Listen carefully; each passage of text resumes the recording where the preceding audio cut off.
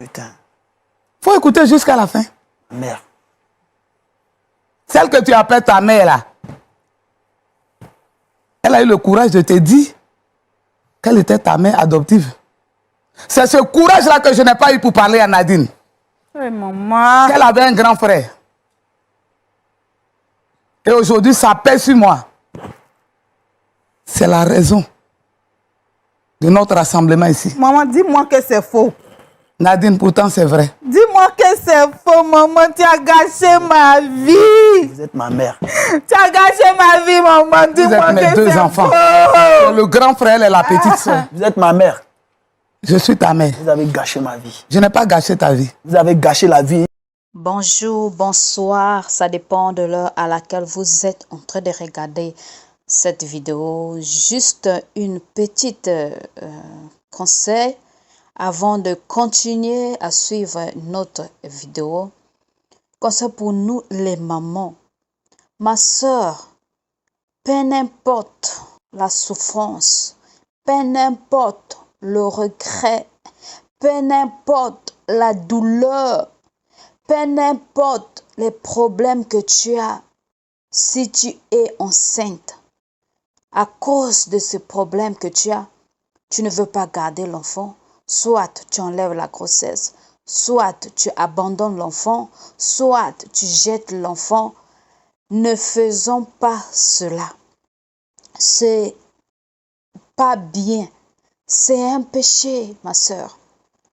Toi qui es enceinte, tu vois que le mari qui t'a grossi ne prend pas soin. Tu as des problèmes qui ne font pas que tu puisses avoir cet enfant. Tu as les douleurs, les soucis que tu n'arrives pas. Tu veux bien, mais tu n'arrives pas parce que. Et à cause de cela, tu jettes l'enfant.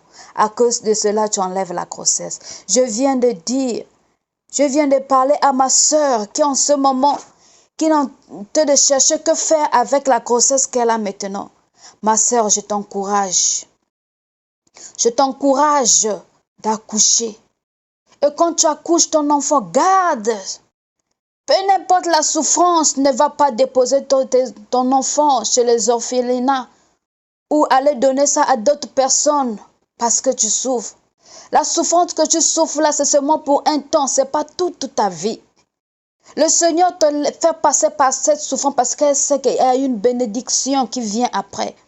N'abandonne pas ton enfant à cause de la souffrance. Ne laisse pas ton enfant à cause de la souffrance. Je comprends ma soeur.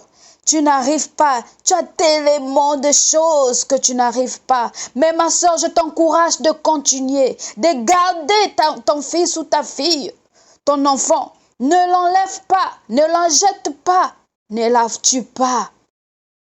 Peu n'importe la souffrance, même si tu bois l'eau. Si il va mourir ou bien elle va mourir parce que tu bois seulement l'eau, lui aussi n'a pas la nourriture ou elle n'a pas la nourriture, c'est pas grave. Là, la mort vient naturelle, c'est pas toi. Tu n'auras pas le sang de ton enfant sur ta main. Tu n'auras pas les soucis parce qu'elle est morte ou il est mort à cause de manque de moyens.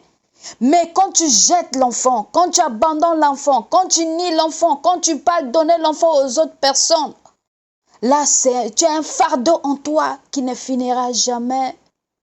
Tu auras un souci en toi qui ne finira jamais. Et plus tard, tu ne sauras pas que cet enfant-là, comment elle est devenue. Peut-être il sera un président. Peut-être il sera une ministre. Peut-être elle sera ou il sera quelque chose de grand plus tard. Mais, comme tu l'as abandonné, est-ce que il reconnaîtrait que tu es sa mère?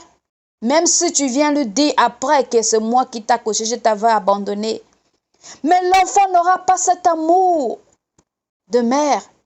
Et ta vie sera en danger. Ta vie sera dans les regrets. Ta vie